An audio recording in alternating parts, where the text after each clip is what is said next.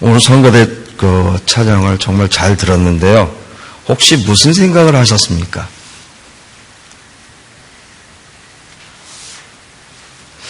한 주간 동안 저는 그 알파고와 이세들의 그 바둑 이야기를 너무 많이 들어서 그런지 백바들 그 알 2개, 그 흑바들 알 3개.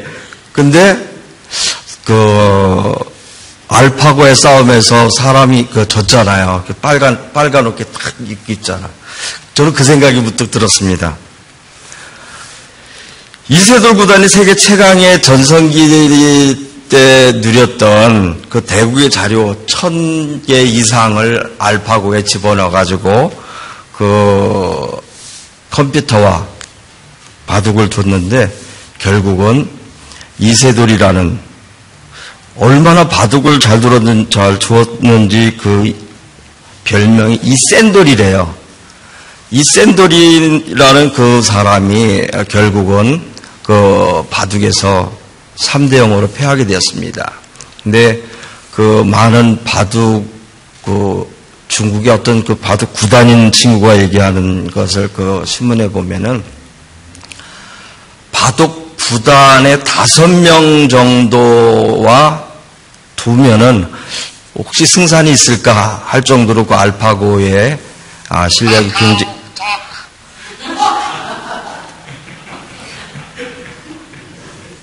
죄송합니다. 범인은 정창수 집사님이었습니다.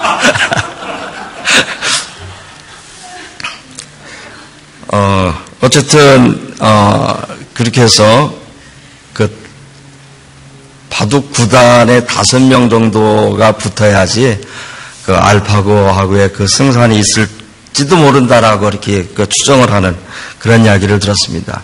근데 마침 제가 운전을 하다가 그 삼성맨을 만났습니다. 그 산호세에서 핸드폰 같은 거를 뭐 같이 연구하고 막 그러는 친구인데 그 친구가 갑자기 그 첫 번째 게임이 끝난 다음에 그 이야기를 나눈 적이 있습니다. 바둑 아세요? 바둑은 몰라도 그 똑같은 걸 가지고 노는 사람이다. 뭘 드세요? 저는 오목을 두는 사람이라고 이야기를 하면서 제가 얘기하는데 자기도 바둑은 모른대요. 그런데 알파고가 그 이세돌을 이긴 것을 보면서 굉장히 자기는 놀랐었다라는 이야기를 합니다. 그러면서 여러분들도 아마 그 영화를 보셨을 거예요. 기계가 이제 그 생각을 하게 되고 그런 능력을 갖게 돼서 결국은 인간이 만든 기계에 의해서 지배를 받는 그러한 세상의 영화를 아마 여러분들을 아마 이 그 바둑을 통해서 아마 연상을 하셨을 겁니다. 이 친구도 그 이야기를 하더라고요. 그래서 세상이 앞으로 어떻게 될지 지금은 당장은 우리가 좋을 수는 있지만 혹시 나쁜 사람들에 의해서 결국은 기계들에 의해서 지배를 받는 그러한 세상에 오지 않을까 하는 염려를 하는 것을 들었습니다. 근데 한편으로는 또 그 어떤 그 바둑 해설가가 이야기하기를 사람보다 빠른 자동차가 나왔지만은 사람은 계속 존재한다라는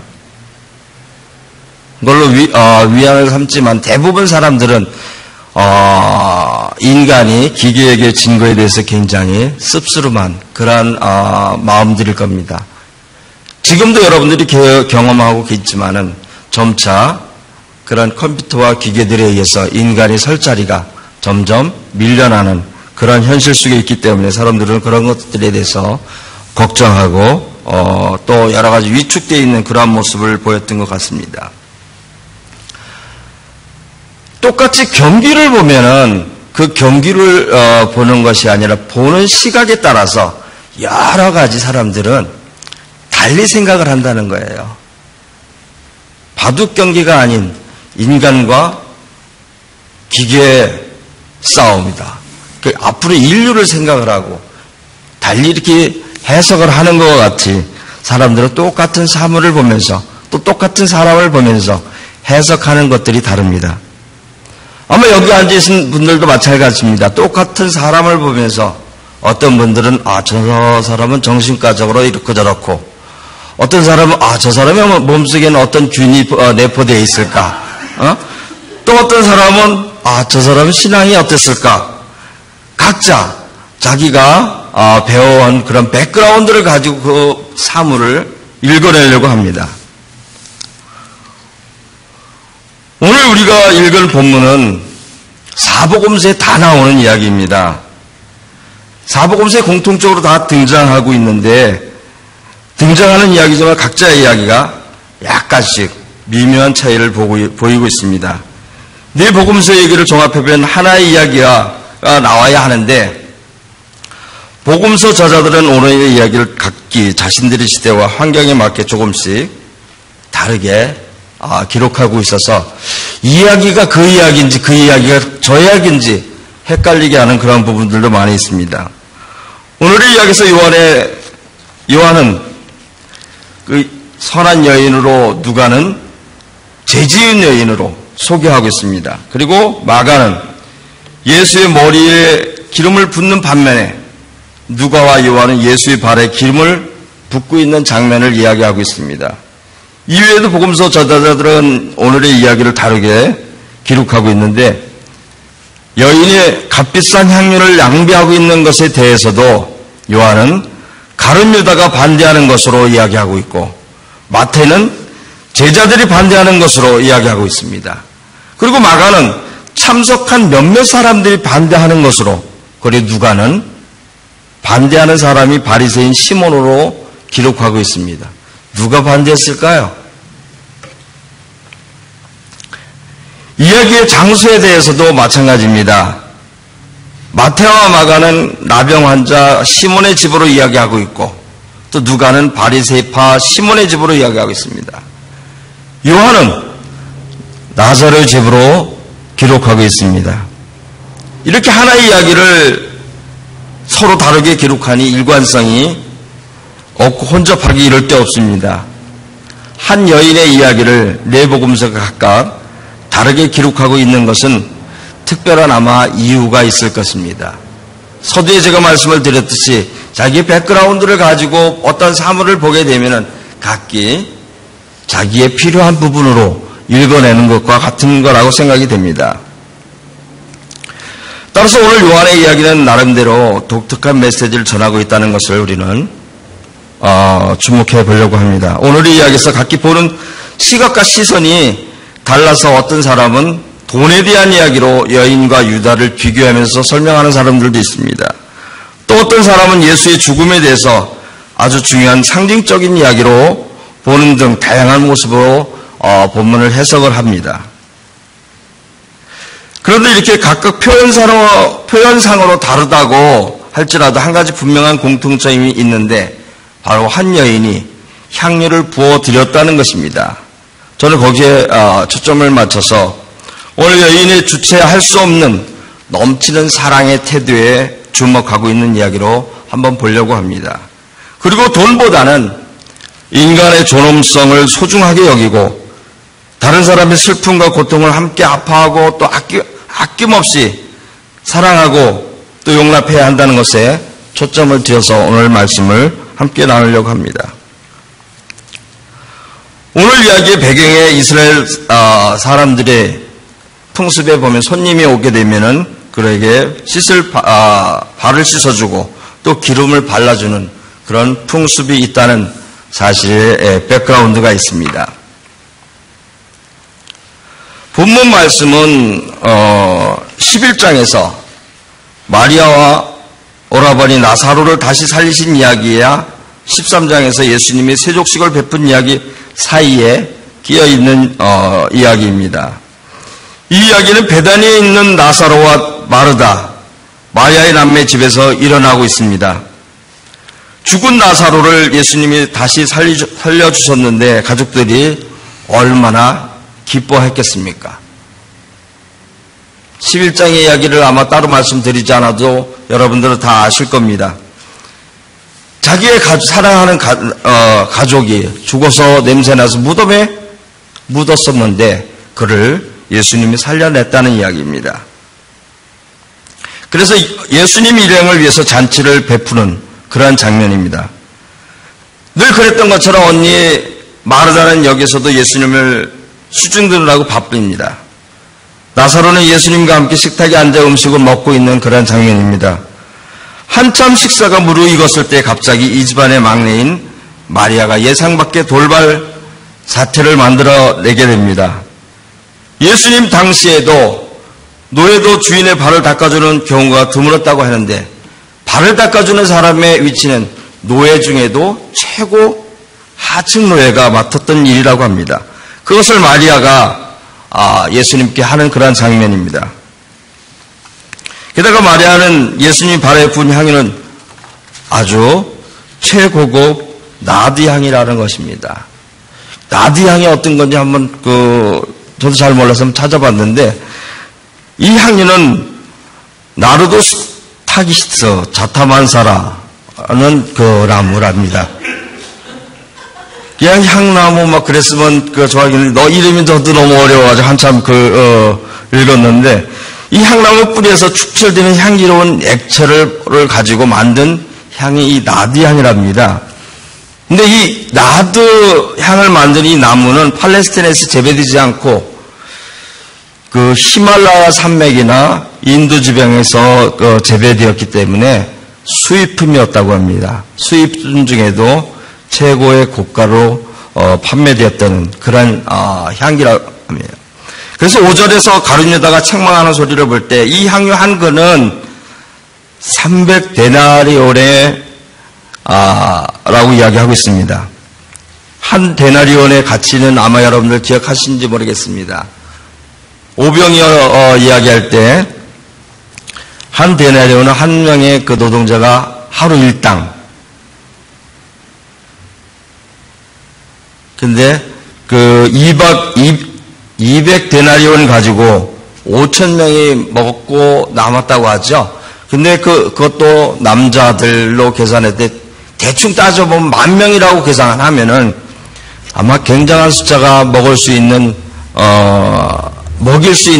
그런 돈입니다. 그것도 200데나리온이나 300데나리온인데, 그래서 한번 제가 가장 싸게 먹을 수 있는 것이 뭘까 생각하다가, 지지난주죠. 제가 산에 갔다 오다가 카스코에서 핫도그 일부러십에 핫도그에다가 드링크까지 주는, 제가 이거 카스코 선전하고 있는데, 그거를, 계산을 해봤었어요. 그래서 한 10,000명이 먹는다고 하면은 22,500불.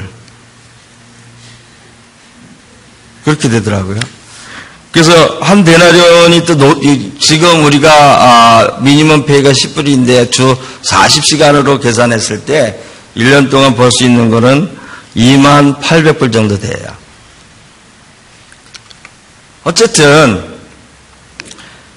이 300데나리온이 그만한 가치가 있다는 겁니다.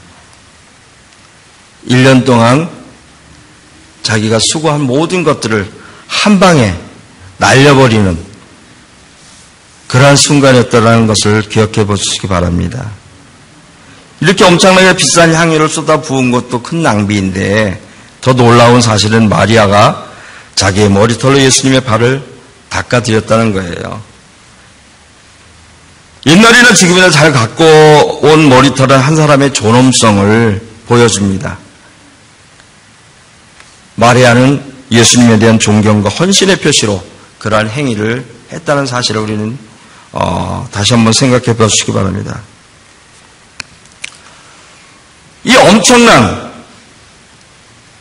돈의 가치를 가지고 있는 것들을 예수님께 드렸다고 제가 여러분들의 가장 중요한 하게 생각하고 있는 그 엄청난 1년치의 봉급을 하나님께 드리려고 말씀을 드리는 것은 아닙니다.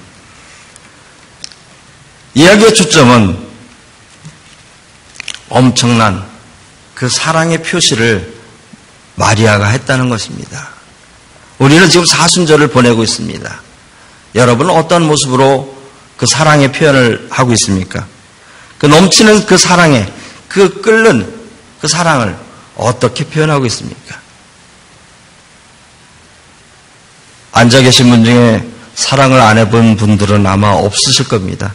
너무 오래돼서 지겨워하는 그런 부분들도 없지 않아 있으실 텐데 정말로 사랑할 때는 무엇을 줘도 아깝지 않은 그런 시절이 있었을 것입니다.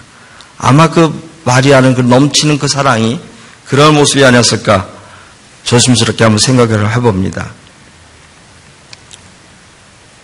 오늘 우리가 읽은 본문 이야기에서 하나님의 사랑에는 조건이 없고 절제가 없고 기쁨이 넘친다는 그러한 메시지가 담겨 있다는 것입니다. 그리고 요한은 연애 이야기 마지막에 구약의 신명기에서 한 구절을 이용해서 첨부했습니다. 우리의 선생님 예수는 항상 우리 곁에 안 계시지만 불쌍한 사람들은 항상 우리 주변에 있을 것이라는 것입니다. 요한은 신명기에 크게 감동받은 것이 아마 틀림없습니다. 신명기에 이렇게 기록되어 있습니다. 이 땅에 불쌍한 사람은 끊임없이 있을 것이다. 나는 너희에게 명한다. 너희들의 손을 가난한 사람들에게 펴고 너희들 주변에 살고 있는 불쌍한 이웃들을 돌보아라. 우리의 움켜진 손을 펴서 다른 사람의 고통을 나의 고통으로 느끼고 아파하는 것이 하나님의 사랑입니다.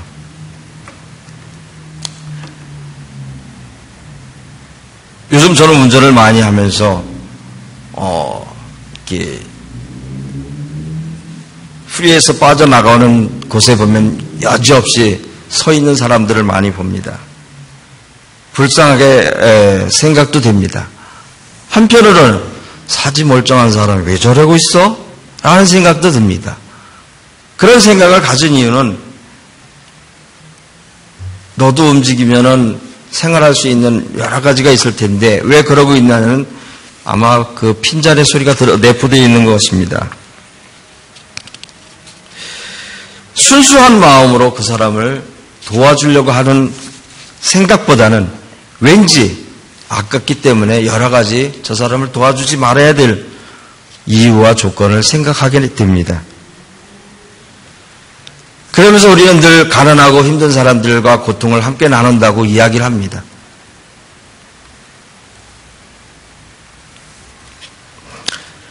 이것이 오늘의 본문에서 요한이 감명받은 신명기의 사상이 아닐까 생각이 됩니다.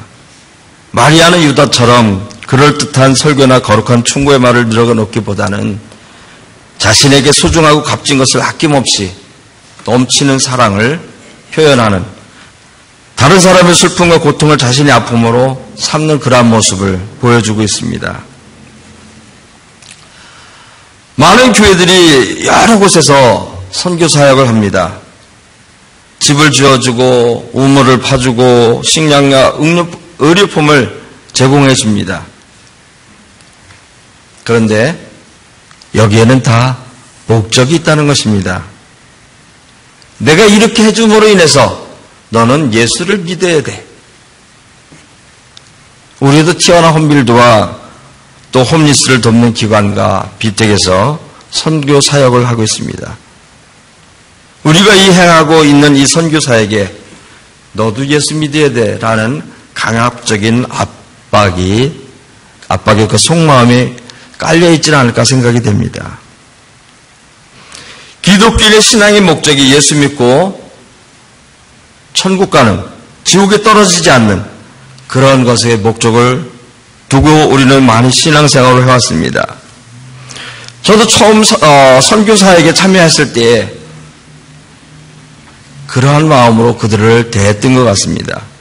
근데 어느 달부터인가 저 자신을 돌아보다 보니까는 처음에는 불쌍하고 함께 나누고 싶은 그러한 마음으로 시작을 했지만은 세월이 조금 지나면서 어느새 제국주의적인 그런 발상을 갖게 되고 내가 이렇게 하면 니들은 그냥 따라야 된다라는 그러한 생각을 갖게 되면서 발을 끊게 됐습니다. 여러분은 어떤 마음과 사랑으로 그들을 대하십니까?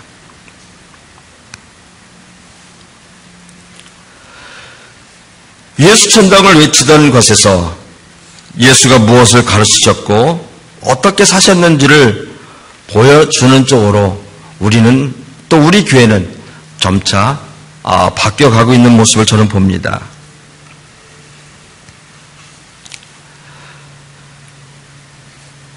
신학문을 가르치고 애쓰기보다는 그들의 고통을 이해하려고 노력하고 또 아픔을 함께 나누려는 예수의 사랑과 정신을 우리는 조금씩 변화가고 있는 모습을 제 자신을 통해서 저는 발견하고 있습니다.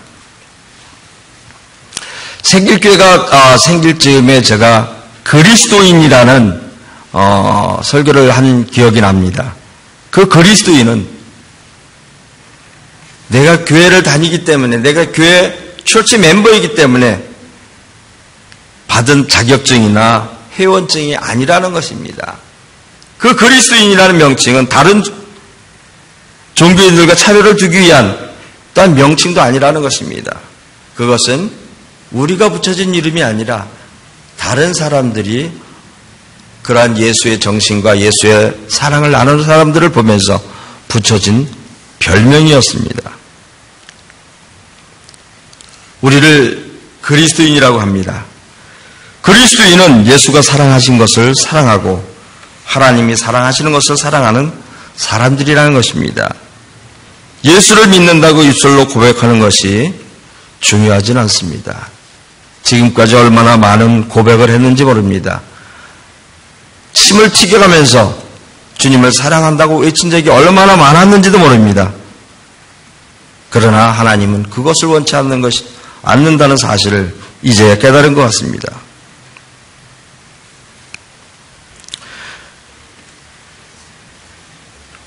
그렇게 또 고백하는 것이 예수를 잘 믿는 것으로 착각도 해왔습니다. 그러나 예수의 하나님은 우리에게 예수가 무절제한 사랑으로 우리를 사랑한 것처럼 우리도 고백보다는 기쁨으로 넘치는 사랑으로 그 사랑의 길을 고백하면서 또 그 고백과 함께 실천하는 사랑을 주님은 원하고 있다는 것입니다. 보상과 축복과 내사를 위해서 사랑하는 믿음의 고백이 아니라 사랑의 무절제한, 이것이 너무 깊어서 잔치를 벌이는 것이 바로 우리가 해야 하는 신앙의 대안이 아닐까 생각이 됩니다. 하나님의 나라의 징표입니다. 이렇게 매일매일 하나님 나라에 살면은 우리는 항상 행복하고 보람 있는 삶을 살게 될 것이라고 저는 확신합니다. 그런 사람들이 지금 여기에서 영원한 생명을 체험하게 되고 하나님의 영원함에 살아있는 이들이 바로 예수를 따르는 참된 그리스도인들이라고 저는 생각이 됩니다. 마리아는 그러한 마음으로 넘치는 사랑을 주님께 표했던 것 같습니다. 사순절을 보내면서 여러분들은 어떠한 사랑, 어떠한 넘치는 그 사랑을 주님께 표하시겠습니까? 다시 한번 이 본문의 말씀을 기억하시면서 마리아가 넘치는 사랑으로 주님을 사랑했던 것 같이 여러분들도 넘치는 사랑으로 주님이 사랑한 이 세상, 주님이 사랑한 사람들, 주님이 사랑한 모든 것들을 사랑하며 품으며 살아가는 사순절 기간이 되시기를 주님의 이름으로 축원합니다.